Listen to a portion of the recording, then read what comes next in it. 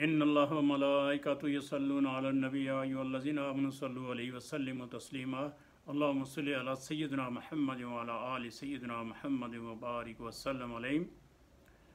आज इस मौजू पर बात की जाएगी। ये इसका पहला हिस्सा है कि अल्लाह ताला ने इंसान को बनाया, दुनिया में भेजा और उसका मकसद समझाया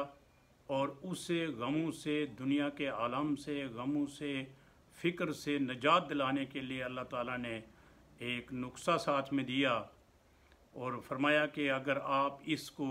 यकीन से, मजबूती से, अपने दिलो जान से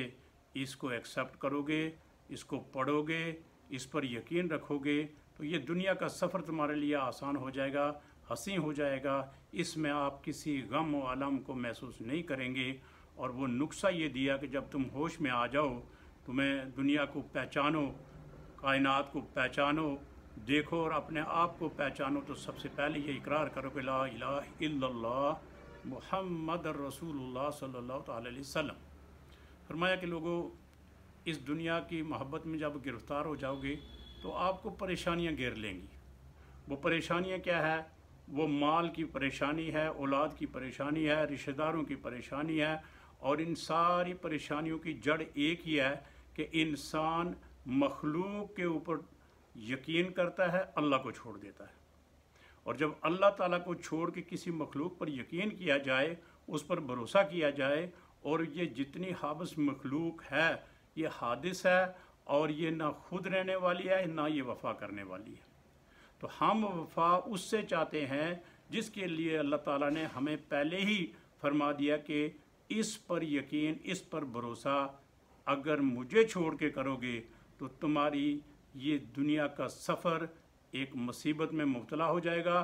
फ़िक्र और अलम में मुब्तला हो जाएगा और तुम खुश कभी नहीं रह सकोगे। और फरमाया कि मेरा नुस्खा जो है, जो मैंने तुम्हें हुक्म फरमाया कि तुम ये इकरार कर लो कि ला इलाहा इल्लल्लाह, ये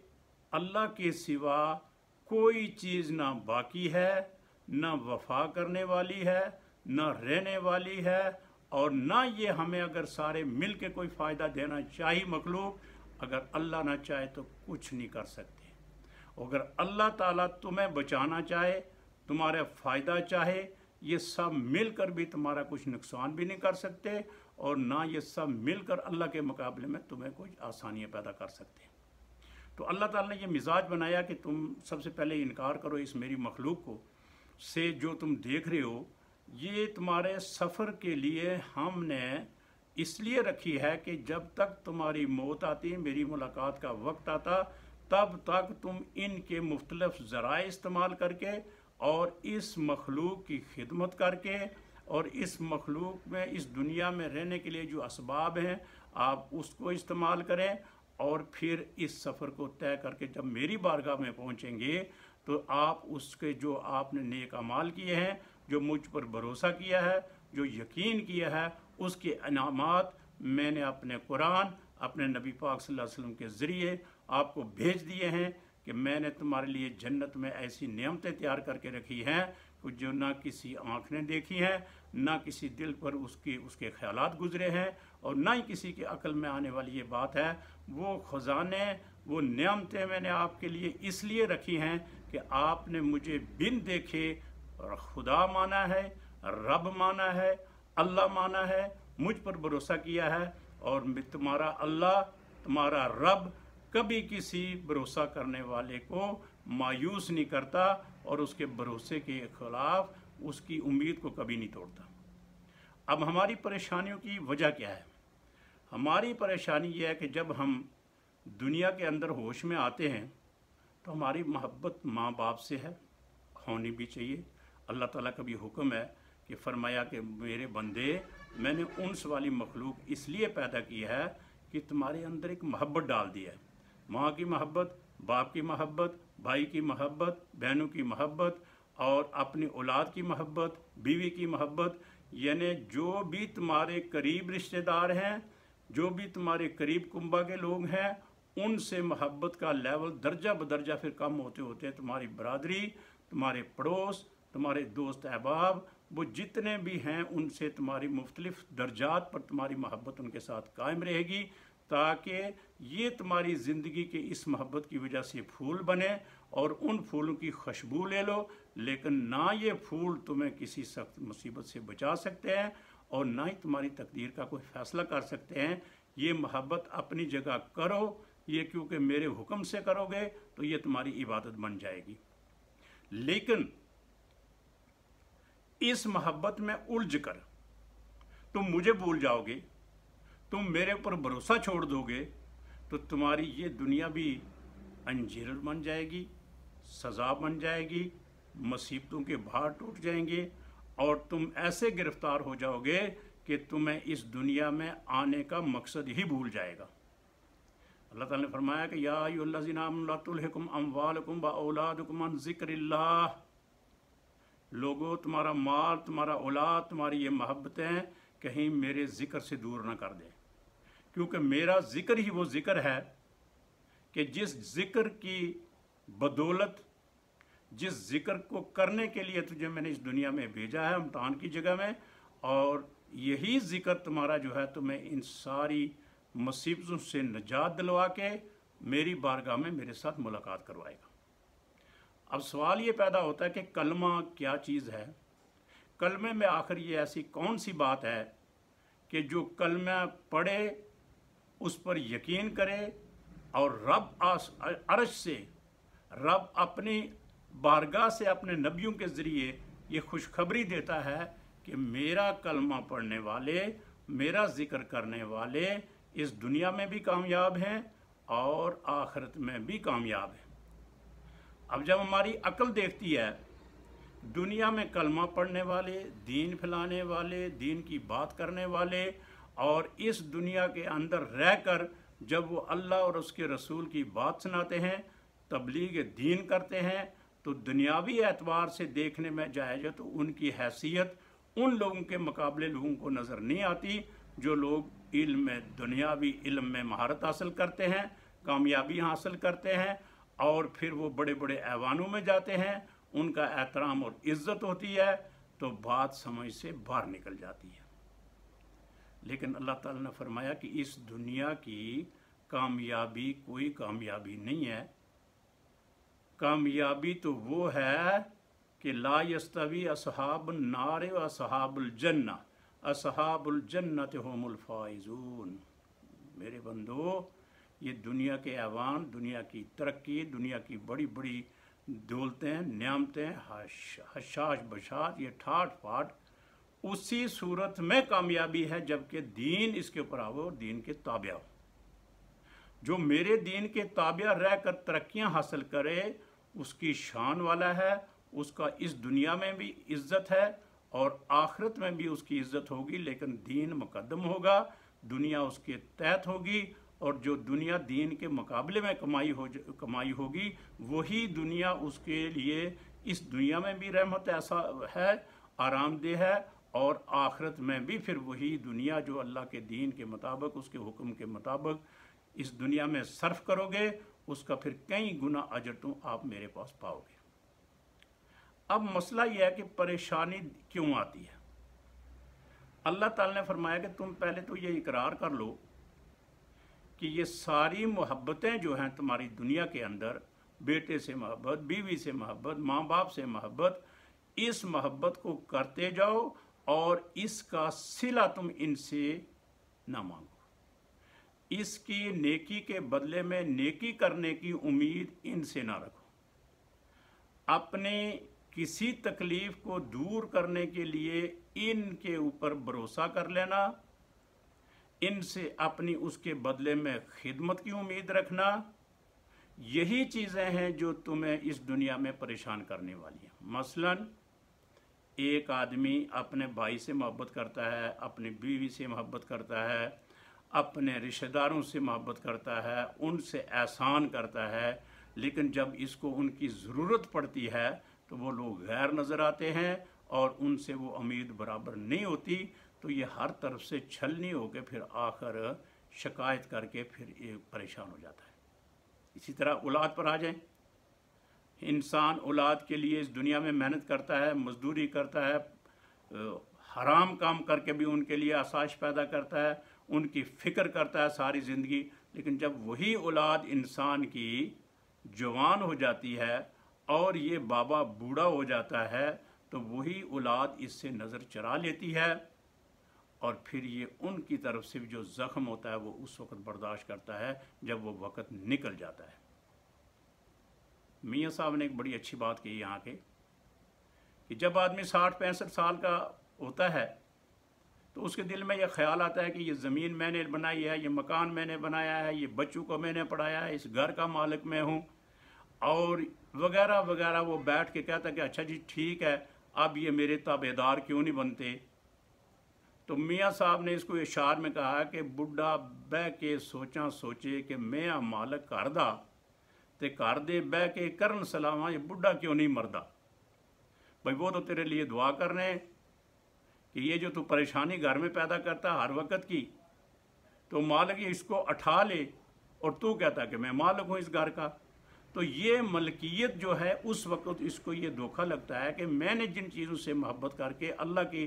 कानून को, अल्लाह की शरीयत को, अल्लाह के हुक्मों को पायमाल किया और मैं जायज़ नाजायज़ तरीके से इन बच्चों के लिए, इस कुंबे के लिए, इस माशरे के लिए जो मैंने एसेट बनाया था, और वो आज जब मैंने इसको ये सोचा था कि मैं आखिरी उम्र में इनसे मराद मिलेगी, लेकिन उसको जब धोखा लगता है तो फिर वो ज़ख्मी हो जाता है। इसी तरह इंसान कलमे पर भरोसा जब हो जाता है इंसान को, तो वो पहले दिन से जो अल्लाह ताला ने सबक दिया ना कि ला इलाहा इल्लल्लाह, पहले तो ये देखो कि जिसको तुम कमा रहे हो, बना रहे हो, देख रहे हो, चल रहे हो, फिर रहे हो, तुम्हारे सामने एक किस्म किस्म की नियामतें हैं, किस्म किस्म के तुम्हारे ये रौनकें दुनिया की हैं, ये तुम्हारी चंद दिन की हैं। सिर्फ तुम्हारी आंख बंद करने तक ये अल्लाह ताला ने इस दुनिया को खूबसूरत बनाया है ताकि तेरा ये सफ़र, तेरा दिल लगा रहे और तू बोर ना हो जाए और तू खिदमत करे इनकी, अपनी ड्यूटी अपने हिस्से की करके, तेरा हिस्सा मेरे पास है। फरमाया कि ईमान वालों, इस दुनिया के अंदर तुम आराम तलाश करते हो, ये मैंने आराम की जगह नहीं रखी है। मिसाल के तौर पर कि दुनिया अगर मुसाफिर है, अल्लाह ताला ने फरमाया कि खलकल मौत वल हयात लियब्लुवकुम अय्युकुम अहसनु अमला, मैंने यहाँ तुझे इम्तिहान के लिए भेजा है। ये मौत और ज़िंदगी जो दो चीज़ें मैंने पैदा की हैं, ज़िंदगी मैंने पैदा की है जो इस जिस्म और रूह का मिलाप किया है, और फिर तुम्हारा इम्तिहान इस दुनिया के अंदर चंद दिन, जितना दिन तुमने रहना है, जितने सांस मैंने आपको दे दिए हैं मुकर्रर करके, उसमें तुम्हारी ड्यूटी ये है कि तुम मेरा ज़िक्र करो और जो रूटीन का काम शरीयत ने आपको बताया है उसके अंदर तहत रहते हुए मेरे ऐलान के बाद मेरी आगे हाज़िरी, उसमें अंदर एक बेहतरीन अल्लाह तबारक व तआला ने मुलाकात का ज़रिया नमाज को रखा है। फरमाया कलमे के बाद नमाज का मेरी और मेरे बंदे के दरमियान जो राब्ता है, जो मुलाकात है, जो तन्हाई है, जो परेशानियां इसको इस सफ़र में आ रही हैं, तो वो 5 टाइम जब मुझसे मुलाकात करेगा, मेरे साथ बात करेगा, मुझसे कुछ मांगेगा, मैं उसको दूंगा, तो वो सारे दुनिया के गम, दुनिया की फरियादें जो उसने अपने कुंबे के आगे लगानी थी, जो उसने अपने रिश्तेदारों के आगे लगानी थी, जो उसने वफादारियाँ किसी से मुराद चाहनी थी, तो फरमाया मेरे बंदे, मैं जो बुला रहा हूँ, तुम्हारी फलाह इधर है, तुम नमाज के लिए आओ, तुम मुझसे दुआ करो, तुम मुझे रब मानो, और फिर ईया का नअबुदु व ईया का नस्ताईन के ऊपर आके अल्लाह तबारक व तआला ने एक सर्टिफिकेट जारी कर दी कि तोड़ दो इन सारे रिश्तों को। क्यों तोड़ दो? ये नहीं तोड़ दो कि आप इनसे लड़ाई कर लो, झगड़ा कर सो, इसे नफरत करो, नहीं नहीं नहीं। फरमाया इन पर ना भरोसा करो, ना दुनिया के ये मालिक हो सकते हैं, ना आखिरत के मालिक हो सकते। दुनिया का मालिक भी मैं हूँ, जिसे चाहूँ उसे एहसास दूँ और जिसे चाहूँ उसे तकलीफ़ दूँ। फरमाया ये मेरी इम्तिहान की जगह है, यहाँ तुम कभी भी अपने लिए आराम तलाश ना करो, इस सफ़र को गुजारते जाओ। कोई भी मुसाफिर अगर सफ़र में जाके कहे कि मैंने यहाँ जनाब रहना तो एक आध दिन है, लेकिन प्लानिंग करता है कि मैंने बड़ी यहाँ जनाब कोठियाँ बनानी हैं, रेलवे स्टेशन बनाने हैं, जहाज़ बनाने हैं, एयरपोर्ट बनाने हैं। तो वो जो सुनने वाला कहेगा भाई तू रहने वाला कहाँ का है, कहा रहने वाला बड़ा दूर का हूँ सफ़र में जा रहा हूँ, किस वक्त आंख बंद हो जाए ये उसको पता नहीं। तो जो वो साथ वाला होगा, जो देखने वाला होगा, वो तो कहे ना यार इसका दिमाग कहाँ गया, इसको कहा था कि तू जा, ये ज़िंदगी तुझे चंद सांस दिए हैं, इसको बराबर कर मेरे हुक्म के बराबर और वापस मेरे पास आ जा। तो मैंने तुम्हारी तमाम नियामतें, तमाम ख्वाहिशात, वो मैंने आंख बंद करने के बाद तुम्हारे आमाल के ऊपर वो मैंने यहाँ तैयार करके रखी। लेकिन हमने उसको अपनी मर्जी से इस दुनिया के अंदर उसको तलाश करना शुरू कर लिया। हम अपनी वो ड्यूटी भूल गए, जिसकी वजह से आज हमें परेशानियों ने घेर लिया। अगर हमारा अल्लाह पर भरोसा आज भी हो जाए, हम जो चीज़ भी किसी से नेकी करें, किसी के साथ एहसान करें, किसी काम को इंजाम दें और उसका सिला अगर अल्लाह से मांगे हैं, तो अल्लाह ताला तो किसी को मायूस नहीं करता और दुनिया वाला किसी को मानूस नहीं करता। ये आज हमारे माशरे का अलमिया है। वो क्या है कि पहले ज़माने में इतना था कि इल्म लोगों के पास कम था, लेकिन अदब था, रिश्ते थे, खून की हलावत थी, उसमें एक अजीब किस्म की कैफियत मोहब्बत की थी, जो आज ख़त्म हो गई है। आज उसकी वजह क्या बनी कि आज ये एक दौलत की रेल फेल हो गई, लोगों के पास पैसा आ गया, ज़राए आ गए और अल्लाह के हुक्मों को पायमाल किया और उन बुज़ुर्गों की, उन लोगों की इज़्ज़त, एहतराम और वो जो खून के अंदर एक जज्बा था, एक मोहब्बत थी, वो मोहब्बत जो थी ख़त्म हो गई और आज ये सिर्फ आर्टिफिशियल हो गया। ज़बानी सब एक दूसरे से करते हैं, लेकिन दिल में किसी के लिए कोई जगह नहीं है। वो एक शायर ने इस जगह कहा मियाँ गुजर गए वो दिन, अब ये हमाकत कौन करता है। मियाँ गुजर गए वो दिन, अब ये हमाकत कौन करता है। बुजुर्गों से मोहब्बत और उनकी इज्जत कौन करता है। कोई गम से परेशान है, कोई जन्नत का तालिब है।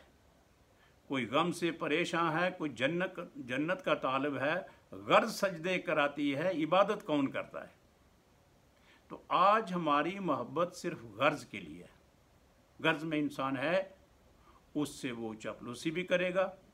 उससे वो बड़ी बड़ी बातें भी करेगा, उससे वो दोस्ती की बातें करेगा, लेकिन जब वो गर्ज से, इस अपने मतलब से फारग हो जाएगा, उसके बाद वो किसी को नज़र नहीं आता और ना ही उससे कोई उम्मीद रखी जाती है। काश अगर ये जो सांस हमें मिले हैं इस दुनिया के अंदर, इसमें हमें ये कलमा समझ आ जाता।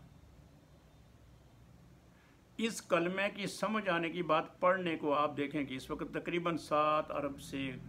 कमो पेश ज़्यादा ही इंसानियत दुनिया के अंदर जो आदाद व शुमार है, उसमें 1.5 या 2 अरब लोग जो हैं वो इस कलमे को पढ़ते हैं। लेकिन यकीन रखने वाले इस कलमे के ऊपर वो चंद ही हो सकते हैं, बहुत कलील तादाद में, जिनका भरोसा भी अल्लाह पर हो और जिसने इस दुनिया से ऐसी मोहब्बत ना हो जो मोहब्बत अल्लाह तबारक व ताला के दीन पर हावी हो जाए और उसके हुक्मों पर हावी हो जाए और उनको एक तरफ करके वो अपनी इस मोहब्बत को,